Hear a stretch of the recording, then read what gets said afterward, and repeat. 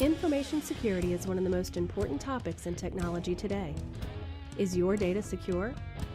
Bring Your Own Security Radio is here to help keep you up to date on the latest trends, software, and apps to make sure that your data stays secure. Bring Your Own Security Radio is about to begin. Here are your experts, Dave and Jason.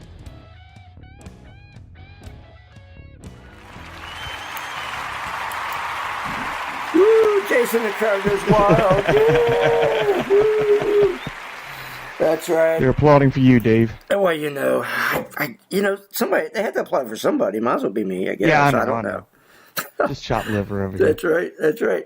All right, well, thanks for tuning in. Again, another awesome sauce week. You notice how I threw sauce in there. You'll see that why here in a few minutes, but another awesome sauce week. I got the puns. Of BYOS. Oh, yeah, we got a few, baby. We got a few tonight, so. We'll pull some dad jokes out. There you go. Well, I get my splatter mat on, and I'm ready to roll tonight, baby. So, all right. So, for those of you that don't know it, I'm Dave. He's Jason. Bring Your Own Security Radio. Tonight, we've got a little bit of an interesting combination of experience going to join us. So we'll let him introduce himself here in just a moment. But I want to remind everybody that coming up over the next, maybe 3 months, 4 months, if you have not ever been to any kind of security/tech conference, you don't have to go to one of the big boys like a DEF CON or a Black Hat, although we'll be out there and it's going to be awesome. So if you do happen to show up, come say hi to us. But visit some of these smaller ones. There are some regional smaller ones that have been just outstanding. And we've said it before, we'll say it again, the B-Sides events. If you have one in your region or reasonably close, drive and go see them. My God, those events are awesome. So, Jason, it is time. I don't know if you've been practicing your puns, if you've got some lined up for yourself. No, I'm going to wing it. Okay, well, we'll see how well you can do then off the cuff with those.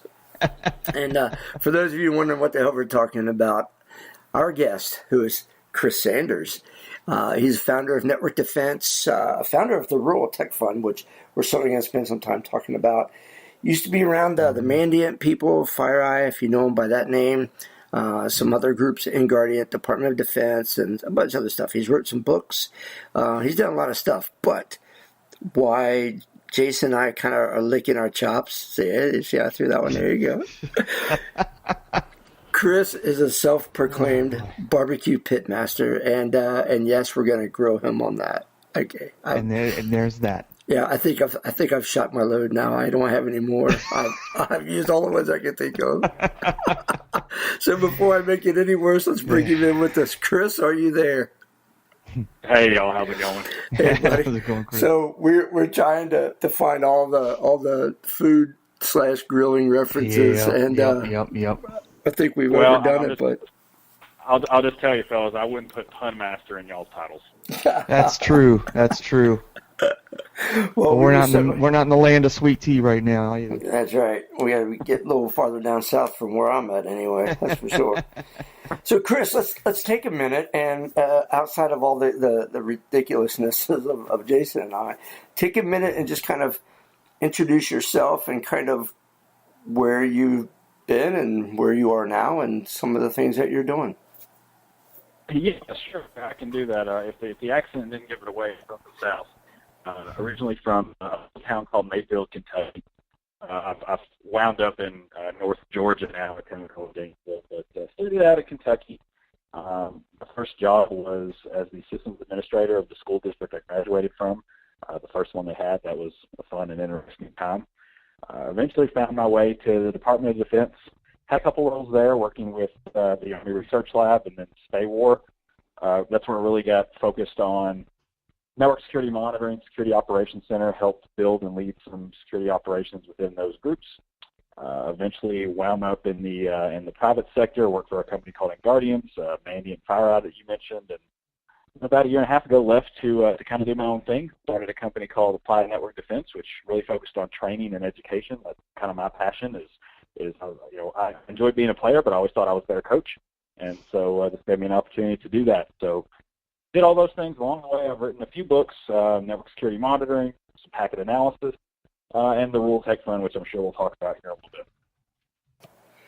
Right on. Well, let's jump right into some of the tech stuff, and let's talk a little bit about. Well, let's jump right into the books and packet capture and the uses. I mean, those of us who are in the InfoSec field or even in the networking side of all of this knows that packet capture is a staple tool that we use, if not daily, probably weekly or thereabouts.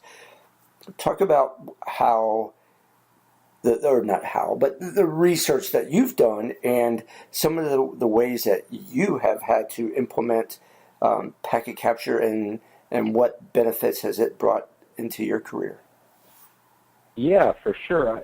I think the first case I really had to really dive in and use packet analysis tools, and this was a long time ago. This was back when I was at the school district, and it wasn't called Wireshark back then. It was called Ethereal, to date myself a little bit. And we had a tool that teachers would use to input their grades, and I had a suspicion that it, clear text passwords, that those are being transmitted, and that maybe some students were able to intercept that and change their grades and do some things they weren't supposed to do. So I investigated. I learned how to do some packet capture and found the clear text passwords, and I was able to show the superintendent of the district. I said, hey, log in, and hey, here's your password, which was probably not the best way to go about that time, but it was a learning experience, and it kind of helped me realize the power of packets, so to speak, that no matter what an application says, this application said, secure with the big lock logo, and no matter what it says, that packets don't really lie. They they tell the truth most of the time. They can be encrypted, but the truth's there if you can figure out a way around that. But that opened up a whole new world for me, and it was a challenging one too, because the first thing you do when you open up Wireshark now is kind of get overwhelmed because there's just a lot there. It's a lot to go through, and it's very challenging. But it's kind of a puzzle, right? There's an order and a sequence to it, and you can really figure it out if you spend time learning protocols and just what to be expected of network communications, how devices talk on the network. So that was really valuable for me, and it's something I've carried throughout my career. It led me into a career in network security monitoring, where I spend a lot of time catching bad guys via their network traffic, learning, looking at abnormal behaviors amongst normal traffic, and I segue into that security part of my career from what started as a systems administration networking task. But whether it's systems administration, network administration, or security, packet analysis has a pretty darn big role in it. When you first said that packets don't lie, I could just hear Shakira in my head. I'm sorry, with the hips don't lie song. That's exactly what I heard as you said that. So it made me even more interested. But all kidding aside, the reality is exactly what you said. It's a staple, and if you don't know how to distinguish what you're looking at, you certainly need to take time learning and or teaching yourself. And that leads me into one of the things that you've done. So you've written books on this topic, and Network Defense is a education/training company, and that's one of the staple topics that you teach. Is that correct? Yeah. I mean, when I started doing this, it was really hard to learn about it because people who were doing it, there's certain people that were doing it, weren't reading about it, and it wasn't as easy to find the blogs and things on Twitter and such back then. So it was a challenge. So I've always been kind of educationally minded, so I started blogging about it. When I was learning, I wrote a blog series called Packets 101. It picked up on Dig at the time. I don't know if you remember Dig, the big kind of link aggregation Reddit before Reddit, so to speak. Made it to the front page of Dig, which is mostly tech-focused, and brought a lot of traffic, crashing the phone, and one of the people who saw it was Bill Pollock, who runs No Star Express. He said, hey, this would make a cool book, and the first edition of Practical Packet Analysis was born, and that was over 10 years ago, and now we're in the third edition, and there's a course based on it, and it's something I've continued to do because I like to do. I like introducing, especially the entry level. I really love taking people who literally know nothing about network communication and about packets and helping them get over the intimidation that kind of comes with it, because it is an intimidating thing to get started. Yeah, no doubt. It is. Yeah. Yeah, it's intimidating. I mean, Jason, so you and Chris share a little bit of a commonality of having some government three-letter agency stuff in your work history. But, I mean, so Jason, even in your day-to-day right now, you're not a network admin kind of person or a system admin kind of person anymore. But, No. I mean, how much... Even I mean, now, I'm not even an engineer anymore. Well, but I mean, so even in your day-to-day life, though, even now, so you're still having to deal with some level of packet analysis, even if it's training somebody very junior, absolutely, right? man. And I mean, that's the big part of having that skill set that actually that makes it an advantage for me, for sure. Well, I think that. Anyway, so I don't want to beat the horse on packet analysis, but I'm almost sure that you can't. Yeah. Anyway, so packet analysis has certainly been a great thing for me. But Chris, so once you took that time to educate yourself and get proficient and or somewhat even borderline expert level with the analysis, what tools did you start using, if any, to start collating that information and making it better? I mean, because to look at raw packet analysis is rough, to say the least. Mm-hmm. Did you find tools that you thought were better than another, or some hints that you could give to our audience that maybe they didn't think of to help them take a look at that packet stuff better? Yeah, I mean, I think Wireshark is really the de facto standard now. I don't know if it's quantifiable truly, but it's probably one of the biggest open source projects that exist right now, and has been for quite some time, right? So it's got a huge contribution base. It's a ton of developers. They have their own conference every year, one in the U.S., one overseas. Great support group, and it's just a really well-built tool. It does a great job at giving you the flexibility you need while not getting in your way. That's the tool of choice, and it's graphical. It runs on Linux, Mac. It runs on Windows. It's super easy to install. It's built into popular distributions like Security Onion, and I think even Kali, so you can use it and get up and running with it really, really quickly. That's probably the place to start. When you want to start getting deeper and you want to start, really understanding the bits and bytes and breaking things down hexadecimal, and especially if you're going to maybe be dissecting protocols that are custom, like custom C2 for malware, or maybe some ICS protocols that don't have parsers built for them, something like that. At some point, you're probably going to want to get into the command line and do some things there, because then you have the flexibility of piping output to Linux command line tools, your reps, things of that nature. So at that point, once you're on the command line, of course, there's a command line equivalent to Wireshark called T-Shark. It's really great because it uses a lot of the same protocol dissectors, so you can look at your Layer 7 application, their protocols, and filter on those and use all the great filters that are built into Wireshark, as well as the statistical features. If you want to go a bit basic, or if you just need to do something really quickly, there's TCP dump, which is kind of the de facto standard among Linux folks because it's pre-installed in a lot of operating systems, super readily available, and it's kind of workhorse. You can do a lot with it. But those are really the two or three big tools: are Wireshark for graphical, and T-Shark and TCP dump on the command line. Nice. Well, and certainly Wireshark and T-Shark are my two staples, having used those for most of my career as well. But so as you've learned, so now let's go a step further, Chris. I've got this great gig of data, 2 gigs, 6 gigs, whatever it is of information that I need to figure out what's going on in my environment. Give our audience some idea of time. You're clearly not just capturing a few bits and bytes of data and saying, oh, here's my problem. In some cases, you're maybe hours, days, weeks, months.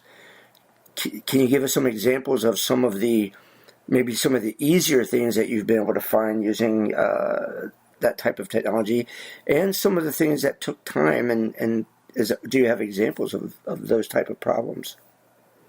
It really depends on your mindset when you go into the TCAP.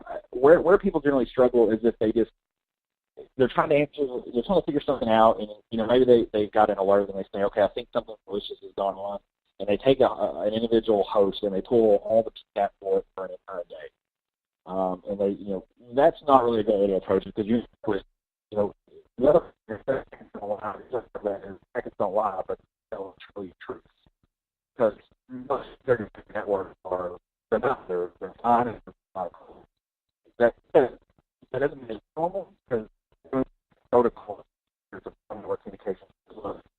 those are suggestions for how you a lot of those to the letter. There's ambiguity, so some things don't work like they should, and then you have your protocols like Microsoft protocols, like SAP and things like that. They're not able to like only a machine can analyze some of that stuff too effectively. You just go in and say, give me a package back then. I'm going to have the key is asking specific questions. This is true across all of the investigations.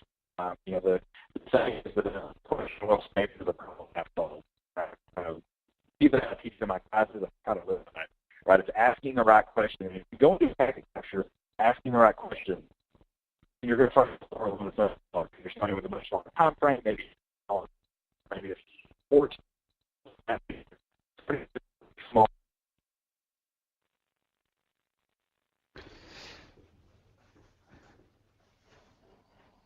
Yeah.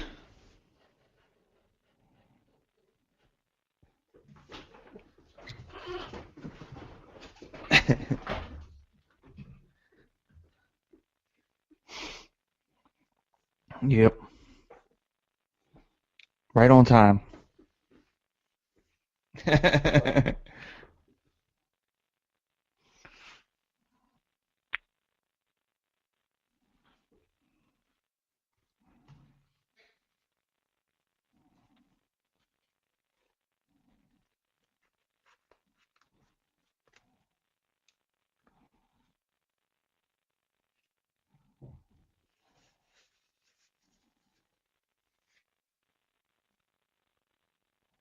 Mhm.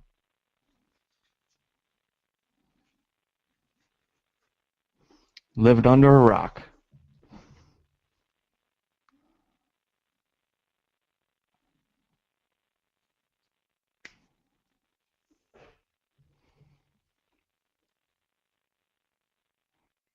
Yep. And that is awesome. Yes.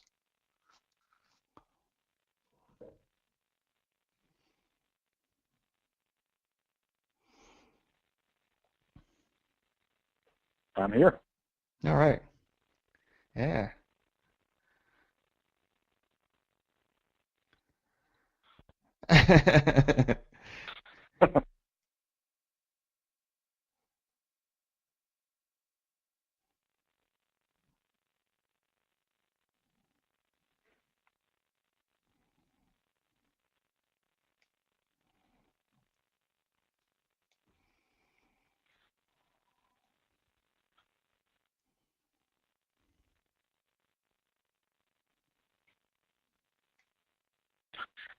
Yeah.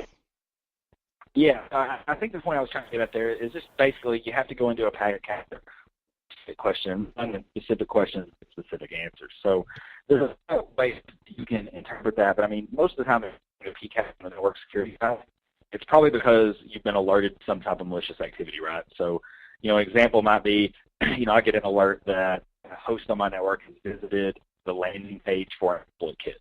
Now, of course, they visit the landing page. That doesn't mean they've been infected, right? That just means they visited the landing page and maybe they were redirected and downloaded something malicious that was then executed and maybe was an exploit. So that's our question right there. What happened after they visited the landing page? Did they download any files? What were the file types?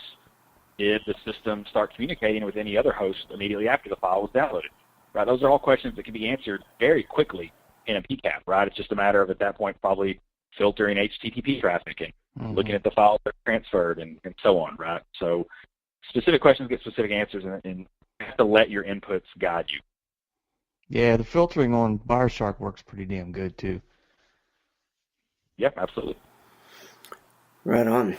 Well, all right then. So we've talked a lot about packet capture, probably longer than I thought packet capture would even carry us into a conversation. But I guess we all agree that you just can't understate its importance. So let's move on though, Chris. We've only got 45 minutes total with you, and there's a lot of stuff you're doing and a lot of stuff you're involved with, and places that you've worked. So we certainly want to try to touch on experience across all the ways. So let's jump into your days over at InGuardians. That company is, from my research, was all about testing and looked like pen testing and other types of persistent testing. Tell us about your involvement with InGuardians and the types of things that you were doing with them. Okay, great. Well, let me ask you this. How familiar are you with the Amish? I am actually, I used to live in the biggest Ohio Amish county, Holmes County, so I'm very familiar with Amish. Rumspringa. Oh, yes, I very much know about Rumspringa and their time to get out and play. Yeah, okay, so you're right. So for the listeners, if you're not familiar with Rumspringa, we had Amish in West Kentucky, so I'm familiar with that too. But they basically, at a certain age when you're Amish, you have the opportunity to leave the community and go out on your own for a little while, and a lot of them tend to go pretty wild and crazy and get to experience the world. And then the idea is, from there, you get to decide, do you want to go back to the Amish community or do you want to stay out in the broader world? And I say that because InGuardians was kind of like my Rumspringa, but from the blue team to the red team.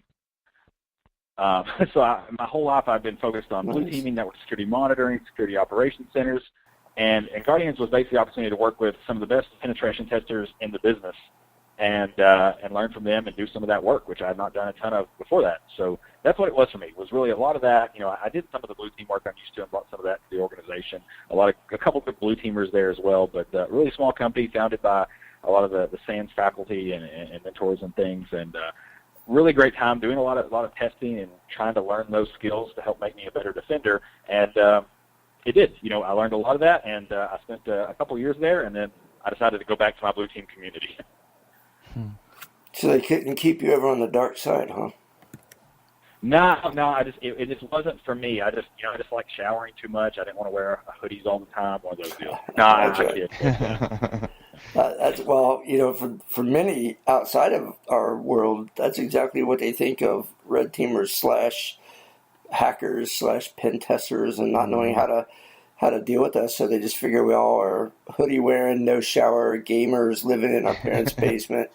And I'll tell you, my wife says I dress like a retired high school football coach, so I don't have any room to talk about anybody dresses. Hey, it's a good cover. That's right. And in all fairness, I'm moving into Jason's basement, not my mom's anymore. So I'm just want to clarify. Jason, I need you to anyway. So yeah. When you talk about for those that maybe are, we know that our audience is a wide mix of experienced / folks who are new and or even high school and college students in the InfoSec world and trying to break in. So let's break it down for just a moment. When we talk about red team and blue team, blue teamers are the people that are defending their network. So that would be like your in-house network IT team, and the red teamers are basically perform like the bad guys. Talk a little bit about the type of things that you had to do from, recon to the actual test itself. Yeah, so we were in a consulting role, and basically people would hire us to come in and break into their network and tell them how we did it. Generally, one of two ways that generally happened. One was external, so they basically gave us their IP range and said go at it, and we kind of treated it like an external attacker would. Scanning those ranges, looking for services that were listening, and then probing those services and trying to find out, could we get any weird responses from them? Were there any vulnerabilities? Was there anything we could attack there?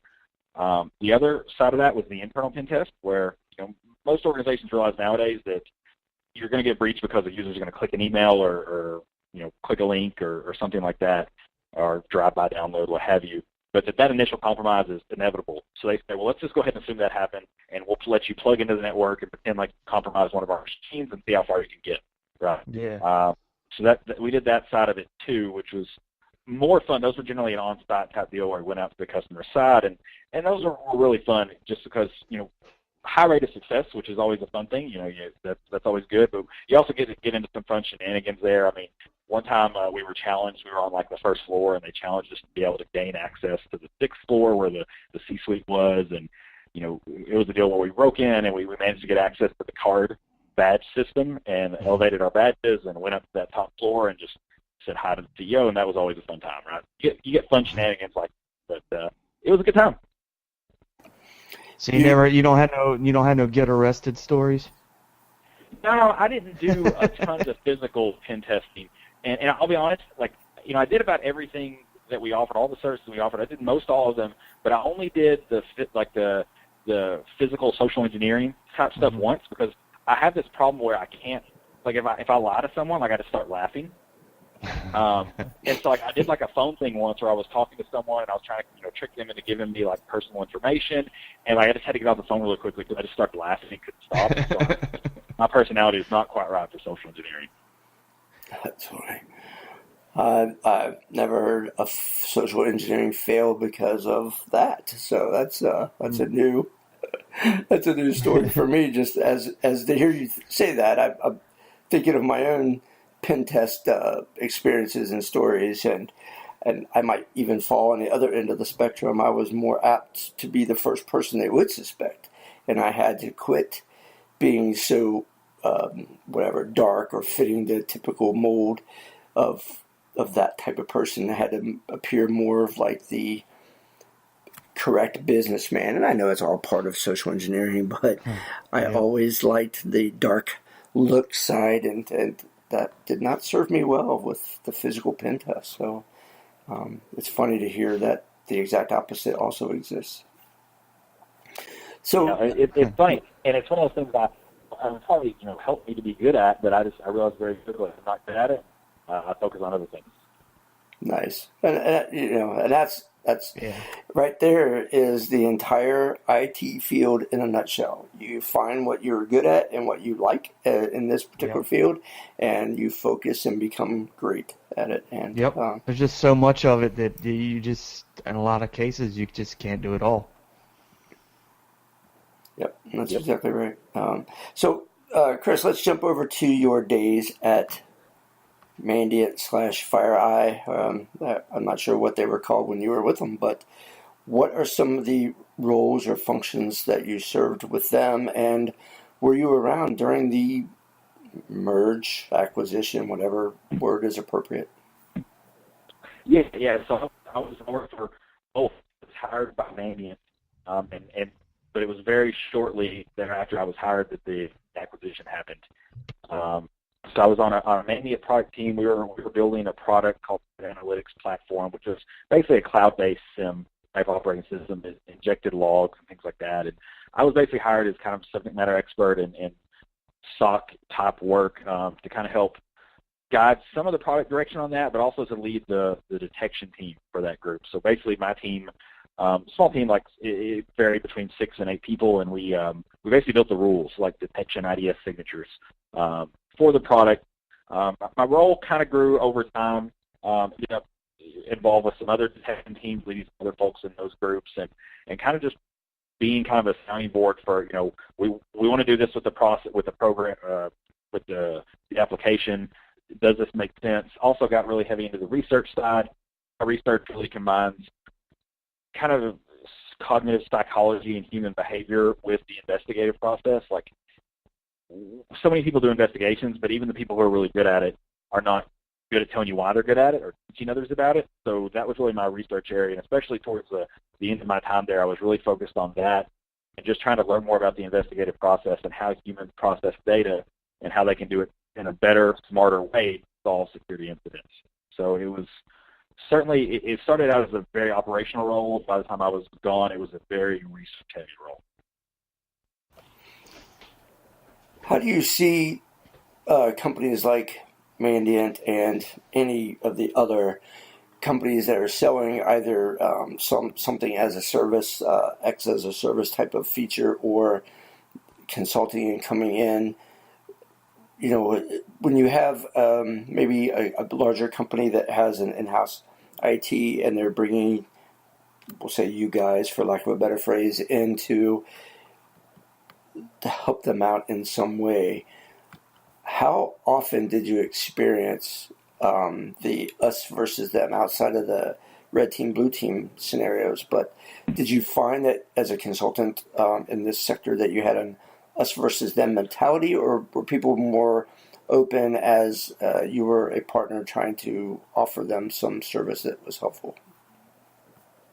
That's a good question. It's a little bit of a grab bag. So I wasn't doing direct consulting with customers for a lot of this. I mean, I dealt with some customers who were using the product that I was in, and I worked, of course, with a lot of the consultants. So I did it with some customers, but not a ton, and it's really just a mixed bag. I mean, we had some customers who, maybe they had originally called us for incident response, and we came in and helped them clean things up and guide them through the whole media process, all through that. Those folks tended to be, you really helped them, right? Like they were really, in trouble, and you help them, and it kind of builds this enduring relationship, and usually ends up being a positive relationship. Like they ended up buying a couple of the products, because with Mandiant, like a lot of the products that they sell, their actual incident responders use. And most companies are like that. I mean, that's not going to be any different for like your CrowdStrikes and so on. So, if that relationship, well, they would buy some of the products, so there'd be this kind of ongoing relationship, and it would be a very positive thing. I mean, you even saw a lot of the times where these customers would end up actually hiring Mandiant consultants full time to help build and lead their security programs. So, we saw a lot of that.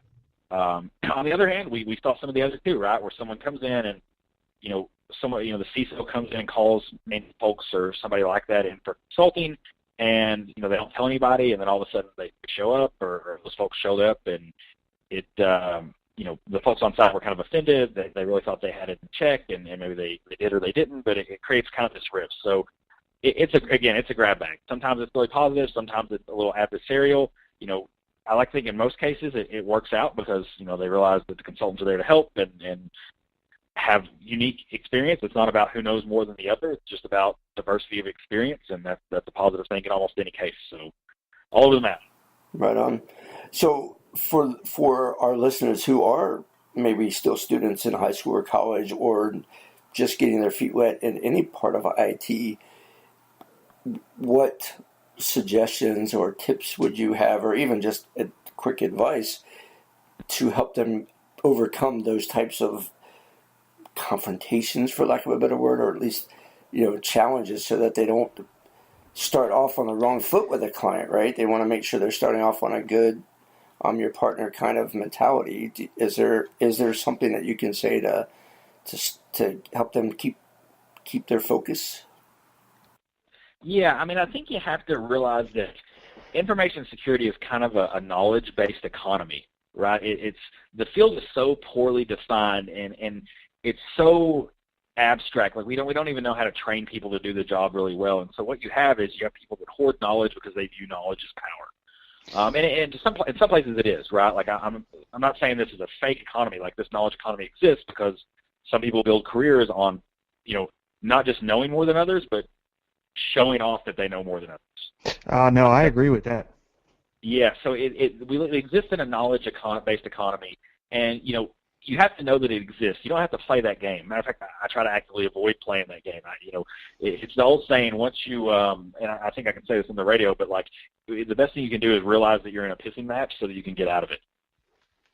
And that's the biggest thing is you're going to encounter people who what they're trying to do is they don't even realize this, but they're trying to show that they know more than you and show it in a visible way. And that doesn't make them bad people. That's just what they do, and having empathy for that is important, and just recognizing it, because, eventually the rubber has to meet the road. Somebody, you got to look at the bits and bytes, figure out what's going on, or break into the system, or you have a task that you have to do, and ultimately the cream can rise to the top. Don't play the politics, don't play the games, and just really focus on again, empathy for other folks, and just focus on the work at hand, right? That when I say that, it sounds easy. It's not. It's really, really hard, especially when you get to like these consultant-customer relationships and intra-office politics and stuff like that. But just be aware of the knowledge economy that it exists, and recognize that is not the only way to provide and prove value. You are exactly right. I couldn't say it better myself. That is, it's very interesting subculture within the IT/consulting world, without a doubt. It's a skill set even of its own that I think if somebody could figure out how to actually teach that skill, there's probably value to just that alone. But as we mentioned teaching, I want to step back and go back to your company. So one of the courses that I saw in your course catalog was, well, you had two things that I wanted to ask you about. So we talked a lot about packet analysis, so I want to skip over that one. But you have a course that you call Investigation Theory, and without giving it away, so that people would want to come and take it, can you give us some idea of what investigation theory is all about? Yeah, great. So we talked a little bit about it already, and I've kind of mentioned about my research in psychology and how it meets up with the investigation process, and also this notion that even the people who are really good at the job of being a SOC analyst or a forensic responder or something like any of those roles, even if they're really good at it, they don't necessarily know why they're good at it or how they're good at it, and they're not good at teaching it. All the time as a hiring manager, I would hire someone who has, let's say, 10 years of experience with ArcSight, and they would say, I'm a great analyst and I know ArcSight really well. And they would go to a place where we don't have ArcSight, and it turns out they're actually not a very good analyst at all. They just knew ArcSight, right? So they learned the tool, they didn't learn the craft. Right. There's nobody really out there who's doing research on how to be an analyst, like how to be an investigator, the actual nuts and bolts process of how to connect the dots. And so that's really a focus of mine, and as far as I know, I'm the only one who's really doing that at this level. And the class is kind of the manifestation of that, right? It's my version of, here is how to be a SOC analyst. Here's the class that I think anybody who wants to be a SOC analyst should take, because you have to recognize these processes and these tools and these tactics that you need. You have to learn those things in order to do this successfully. And it's basically the class I wish had existed when I started learning how to be an analyst. So along that course with I know what I'm trying to say, and my mouth is not catching up to my brain here on that one. So let me try that all over again. All of your courses are online, to my understanding. So if I do say something that's not correct, definitely clarify for me. But are your courses designed to be in some type of order, or is it more just whatever suits your particular need? It seemed like when I looked at your site, there were some things like, I should, since I know what I know, I'm thinking, okay, I think if you do this and then that, you turn around better. But then you have a couple of things that I don't know yet at all, like report writing. I hate report writing, so I let the automated templates do its thing for me. So my two questions are, one is your site or the class that you offer intended to be in a specific order or no? And then question number two would be, what's the true benefit of being able to write a good report? Okay, so first, yes, they're all online. I teach an in-person version of a couple of them, so I teach an in-person version of investigation theory and the packet analysis. But for the most part, what you see is kind of meant to be just a menu, and you pick which ones you think are the most valuable to you. People come to me all the time and say, hey, I'm a SOC analyst, or I want to be one. Which classes would you recommend? And I'll recommend 3 or 4 of them, and I'll say, yeah, I would take them in this order. So, for instance, if you want to be a SOC analyst, I would recommend starting with investigation theory, and then probably doing the report writing class, and then after that, packet analysis, and then demystifying regular expressions, right? So I can kind of, if I know the person and I talk with them, and I do this almost every day, I talk with someone and I kind of talk them through what courses are best for them, we'll kind of figure that out per person if they come up with that. Now, you asked about the writing course. The writing course is one of my favorite ones to build because obviously I really like writing. I've written 5 books. You don't write 5 books unless you either really love writing or hate yourself. So writing is really, from my career, been kind of a tool to advance my career and do that by not just writing books, but even micro things like writing good emails, writing good reports, writing pen testing reports when I was doing pen testing. It's so important, and I don't know where I would be if I wasn't a decent writer, but nowhere close to where I am now. So that course is really designed for a couple things. One, obviously, to teach you how to be a better writer, but also teach you why writing is important. So you mentioned, you do the automated reports and let them do their thing, and what's happening there is you're missing a big opportunity to really capitalize on. Look at it this way: when you do an engagement with a client or a customer, or even with something within your organization, the report outlasts, right? I would write a report in some of my pen tests, and then I would get 3 or 4 years later, the client would reach back to me and say, hey, I'm looking at this thing from your report 3 or 4 years ago, and I had a question, or I did that, and it really helped. And you just don't know how long these things last. Like that's the beautiful thing about it is when you put words to paper, they're not yours anymore, and they can do some magical things. They can do some bad things, but they can also do some magical things too. So that's very, very powerful. I think most people misunderstand that. So you have the opportunity when you write something to do really cool things that outlast your current role. So I talk about that. I talk about ways that manifest, and again, it's not just how to become a better writer, it's why you should want. Well, I do certainly agree, and I want to, just to be clear for my current employer, who listens on occasion, I will say that that question, I meant to set myself up to look like I don't know why I would do something like that, to give our guests an opportunity to fully explain to those who don't know why that's such an essential skill. And no, I don't just use the canned reports. I am probably more detailed, and my 8-paragraph emails to my coworkers will certainly purport that to be a true statement for me. But Do you start with 12 pages? Yeah, well, yeah.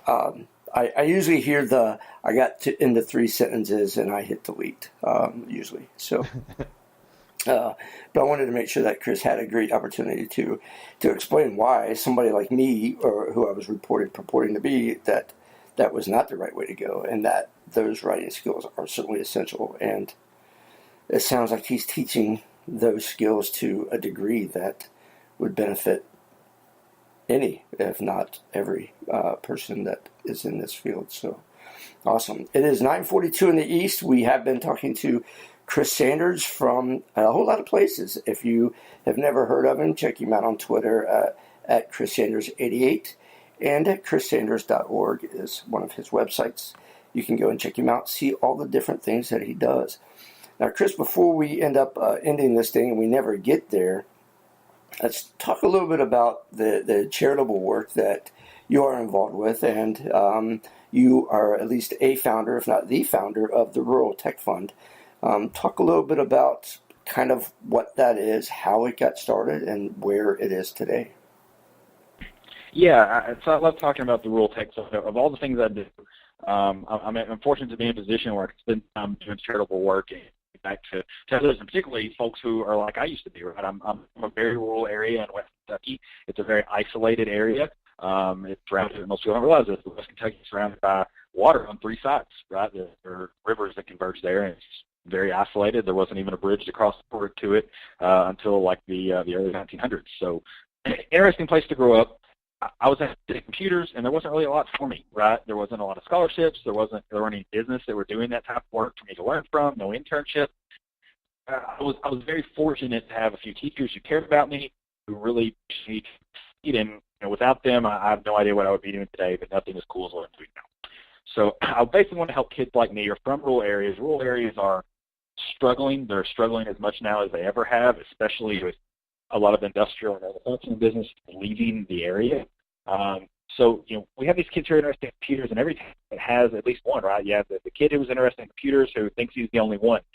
Nowadays, you probably have 4 or 5. They don't all know each other. So we're trying to give resources to these types of kids to get them interested in tech jobs, because we all know what tech jobs mean. They're high-paying jobs that are readily available. Information security has almost no unemployment job. You could probably find one, and it's going to pay well, and you can often work them at home. You can work them from the rural areas and invest that money back in your community. So we basically partner up with teachers, really passionate teachers in rural areas, and give them things like 3D printers or Raspberry Pis or Arduinos, things that will help them teach kids about computer science and get them excited about it, because we know that those jobs hold a lot of potential. So we do that now. We started out in 2008, so we've been going for 10 years, and measure our success in how many students we help, how many students we introduce to technology. And right now the number is just north of 50,000 in 10 years. So it's been a wild ride. It's been really fun. It's been exciting to see what happens to these students and how it benefits them in some of the careers they go to have. So 50,000 students in 40 states. We're ramping this up. We're really hoping to reach 100,000 total students by 2020 in all 50 states. So it's just been an amazing thing, and it's just teachers are amazing people, and it's awesome to be able to help them do this type of work in their communities. Yeah, it certainly sounds awesome. I know that reading your site, my teacher, my oldest daughter is a teacher in Ohio, what is called a charter school. And so they are small, privately owned schools. And she's always looking for things like that. And we set her up with some Raspberry Pis not long ago for her class. She's a math and science teacher. So I am a first-hand experienced person with that. It had nothing to do with the RTF, but the fact that what you're doing is very similar to what she had to do on her own is awesome. Too bad she didn't know about you guys ahead of time. But so for teachers and or students, you guys are doing other things too. I mean, you've got ways for teachers to reach out to you guys. You mentioned maker spaces and other things. And for those that don't know what a makerspace is, take a moment to kind of expand on the types of things that somebody might expect to experience in that kind of space. Yeah, well, the key word is making and making things, and the idea is that you make something and learn something cool along the way, right? So this is where you'll find things like 3D printers, where you're combining the skills of visual design with engineering, right? It's things like robotics, where you're actually learning about electronics or coloring. Or even programming. Like programming has a place in makerspaces. So taking Raspberry Pis and using Scratch or Python to code things and maybe even connect those to the physical world. One of the things that kids start with is building a traffic light, right? Something very, very simple, and that can turn into really cool things like building an automatic watering system for your garden, right? Like those are things that kids are actually doing, and it's like middle school now. So that's I look at it as a space for creativity and to learn about engineering and tech and many other things, a place to learn to be civic and community-minded, and also, to some degree, it's kind of the natural evolution of the library, right? We think about libraries as just places where you sit around and read books, and that's not really what libraries are anymore. Libraries are becoming the makerspace, and it's a beautiful thing, and it introduces kids to technology in a way that's engaging and fun.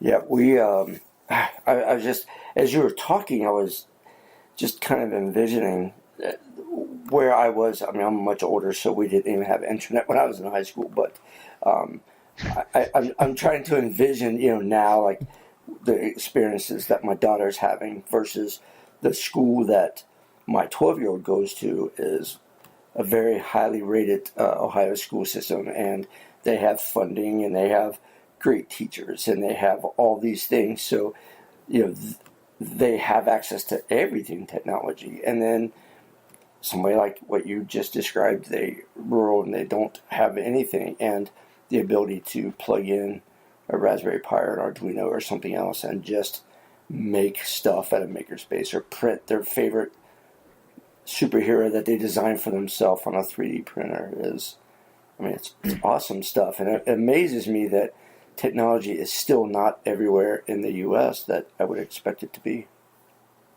Yeah, absolutely. And so we work with a lot of teachers, and really, you mentioned the website, it's rural.org, and we go out and try to find some of these teachers on our own, using things like donors choose and whatnot, but the teachers can also reach out to us. We do this all the time. A teacher will email me out of the blue and say, hey, I'm in this town you never heard of in rural Texas, and we want to do this cool thing with 3D printers. And I'll say, well, all right, let's do it. Sometimes they want, and they just tell me, and sometimes they don't. They need some help, and they say, I want to teach kids about robotics, but I don't know how. And we can tell them what's working in other classrooms we work with. So if you're a teacher and you're listening to this, fund.org, contact information's there, and everything you fill out on that contact form goes directly to me. So that's your best way to, and best chance to get some help.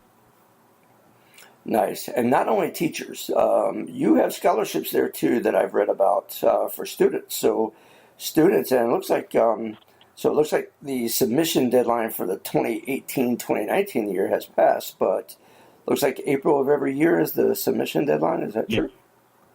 Yep, that's it. And we give a few of them. I give one out that goes to my hometown, it's just my hometown. We give one for a student interested in cybersecurity. And I say one. It kind of varies. For sure, we actually got a couple of those. It just depends on the quality of the applications. Around April of every year is the deadline. Start checking around December is when we post the new applications every year. So if you're a student or you're a parent of a student, check that out. Very nice. I can't say enough about any organization that wants to try to help kids get involved. And I happen to be particular to girls in technology, having an older daughter who is a teacher, math and science teacher, and now a 12-year-old who just completed her first code camp and designed her first video game using some online resources. Well, I'll tell you an interesting fact. And I'm a big supporter of women in tech, women in STEM, and for the last 2 or 3 years, we actually now see more applications for scholarships from women than we do from men, and that's gone up dramatically, right? So I think that's a positive sign.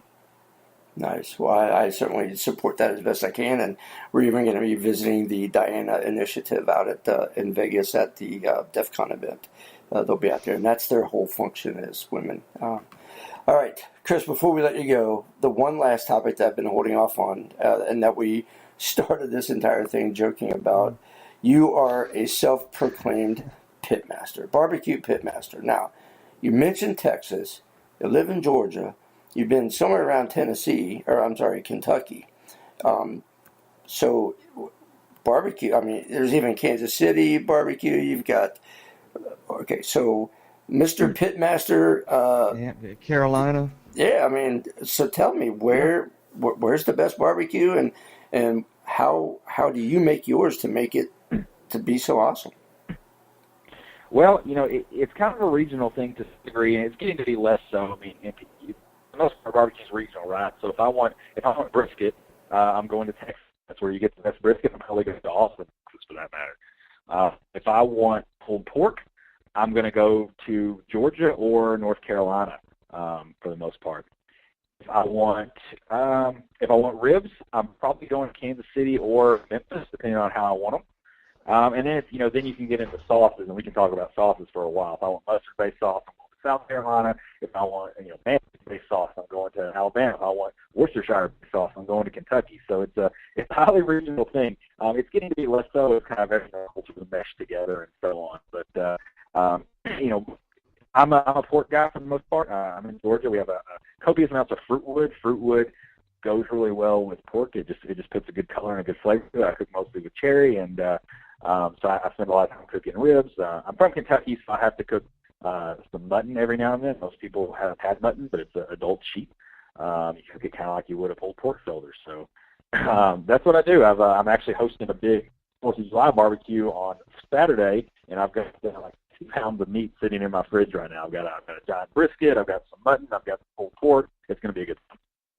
So if you're having that thing on Saturday, what time Friday night or Saturday morning are you getting up to start cooking that stuff? I will start about 5 a.m. on Saturday morning and cook till the event starts at 7 in the evening. So I'll be cooking pretty close up until that, different things throughout the day.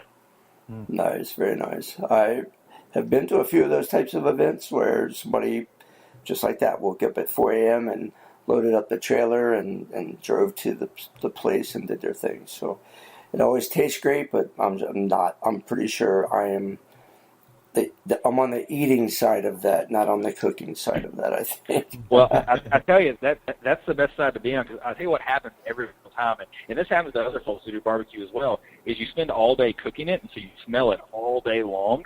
And by the time it gets time to eat it and feed other people, you actually don't want it anymore. And this will happen to me Saturday, is I'll cook it all day, and 7 o'clock will roll around, and guests will roll in, and I'll just focus on making sure they're taken care of and everything, and I just probably won't eat anything. Like I might eat some of the side, but I just have to smell that barbecue all day and just picking at it to make sure everything's going all right. I just don't really want to eat it by the end of the day, which is kind of sad. I guess that's what leftovers are for. Nice, yeah, exactly. Yeah. Right. All right, it is almost 9:55 in the East, so we're just about getting ready to have to let Chris go. But before we do, please take a moment to mention whatever topic that we didn't talk about that you're hoping we were, or contact info about the different things that you do for people to reach out to you, or if they want to find one of your books, whatever it is, the floor is yours. Yep.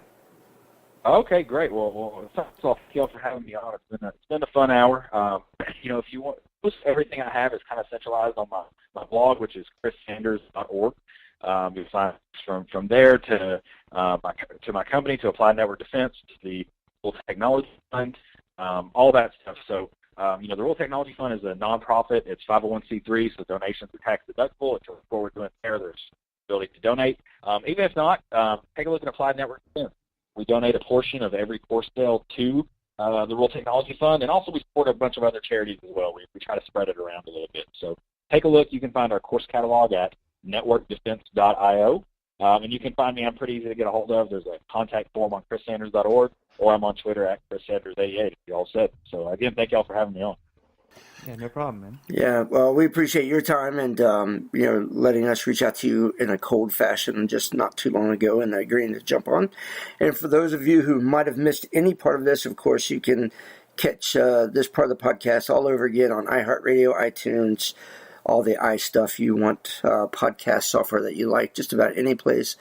And, of course, our Twitter feed will have tweets at Chris's stuff, too, so you'll be able to track him down one way or the other. All right, Chris, thank you again. We appreciate the fact that you wanted to jump on with us, and you fought through our technical difficulties early. We appreciate that, too. And hopefully we will bump into you in person someplace along the road. Sounds good. Appreciate you. All right, bud. Thank you. Right, bye-bye. All right, Chris Sanders, everyone. Wow, that's, man. Hold on. See, they were going to laugh at me because they thought I was going to call him the other name. See, yeah.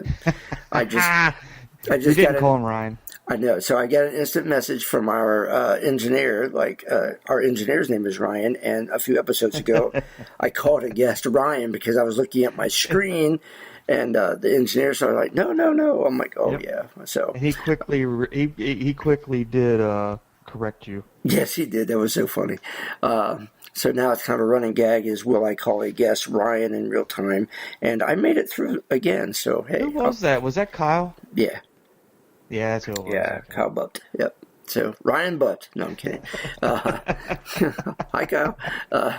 Anyway, so yeah. Great. And give him some applause for that. That's right. Hold on. Wait a minute. Are they coming? Hold on. Oh, I hear it now. Good call, Ryan. There we go. All right. Thank you, Ryan. All right. So, and again, for those of you who, it sounded like we might have had Chris on a cell phone or a Bluetooth or possibly over VoIP. He was cutting in and out. We were trying to clean it up, but it looked like it was an internet-based issue that we couldn't control.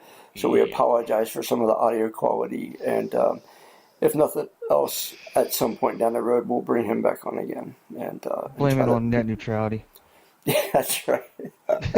Damn it. They were censoring us or something. Or no, they were slowing us down. That's what they were doing. Conspiracy theory, I guess. Conspiracy. All right. So real quick. So starting next week and through July and August, we're going to start having guests from different places. So some of the guests that we're going to meet at Black Hat, at DEF CON, at the Secure World events from around the U.S. You want to check them out. We mentioned earlier about going to the B-sides, but Secure World is an event that also hosts in some larger cities, and they have a lot of great content. And so if you can't, again, get out to one of these big things or like pay all the money for a SANS or something, you certainly want to check out Secure World and visit one of them.